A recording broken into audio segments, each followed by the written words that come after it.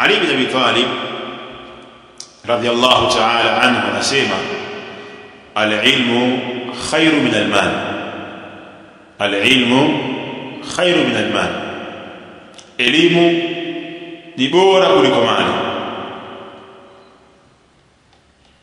Kisha akatoa sababu, al-ilmu yahrisuka wa anta tahrisu al-mal, elimu inakulinda wewe unalinda mali.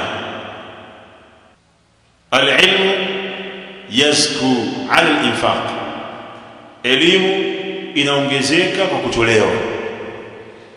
Wal malu tankusuhu nafaqa, mali inapungua kwa kutoa.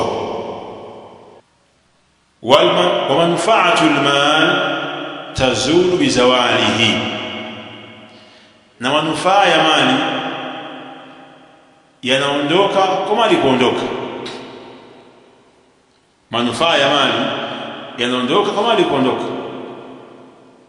Tajiri, watu walikuwa hawakatiki kwenye mlango wake, mali kisha atabakia na wale marafiki wa kweli wachache, na hao marafiki wachache pia sio kuwa watakuwa naye kama zamani. La, alipokuwa na mali nyumba yake ilikuwa haishi watu, anaingia huyu anatoka huyu, bwana mali ana mali mkarimu. Mali zilipoisha na wageni pia wanaisha, kwa sababu wakija hakuna juisi tena, hakuna biriani tena. Lakini mwenye elimu la, maadamu ushakuwa na elimu ataendelea kuwanufaisha watu, haiondoki, labda iondoke akili yake.